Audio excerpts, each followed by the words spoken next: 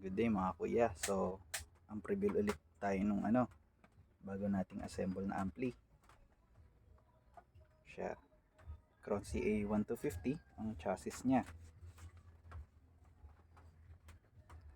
Ito yung laman niya. So, step by step ulit tayo. Start tayo ngayon sa transformer. Ang transformer natin dito ay 9849-049-98 BAC, almost 150 050-100 pure copper. Ang lapad niya is 8.25 inches siya, bali 8.25 inches ang lapad.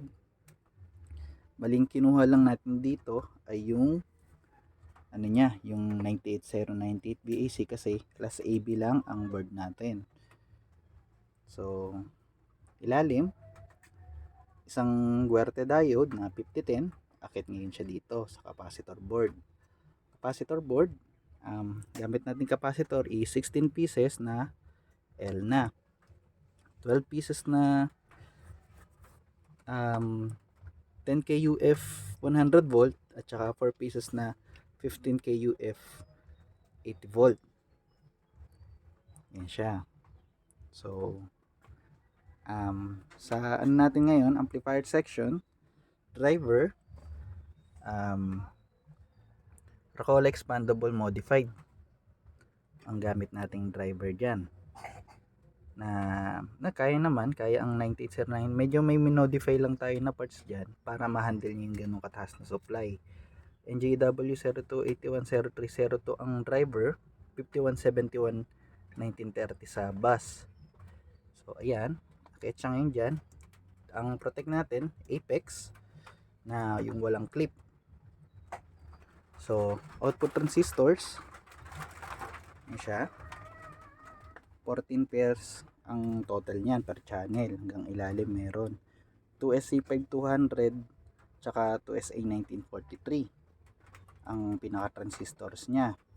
Heatsink, yan, ang heatsink natin 15 inches na 3RU type.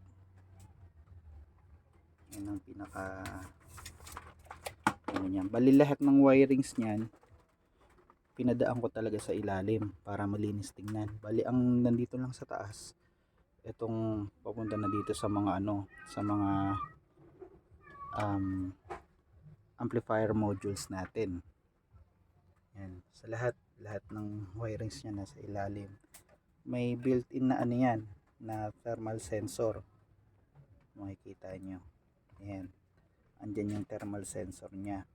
Para dito kasi hindi naabot yung hangin. Bali ang fan natin dito likod lang na high speed na 12 volts. Bali regulated siya into 15 volts pa rin siya. Bali yan, magi-indicate yan kung ilan na yung temperature niya dito sa front panel niya. So try natin ngayon buhayin.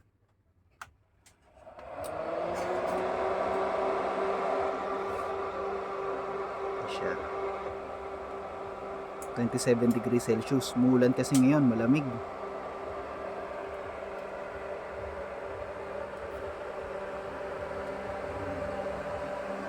So voltage check tayo ngayon ng ating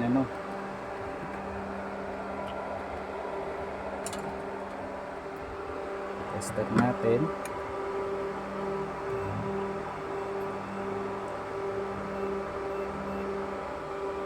Check natin ngayon yung supply niya kung ilan. So positive rain, yan, 126.9, 127 volt DC. Yan ang sa kabila. Yan, negative.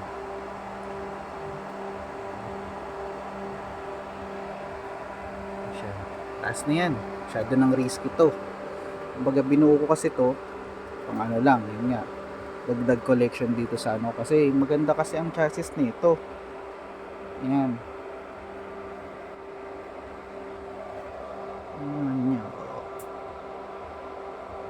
Ito 27 degrees Celsius. Pag umaano yan, pag uminit na siya, mag-i-indicate ngayon dyan kung ilan na yung temperature. Kaya bantay sarado ko yung init niya.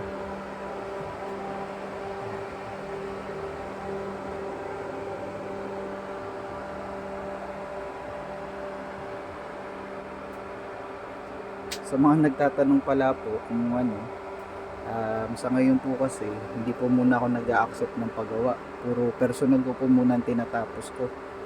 Bali may isa pa po doon na Macrotech na hinaharap ko. Ayan pa po yung heatsink niya.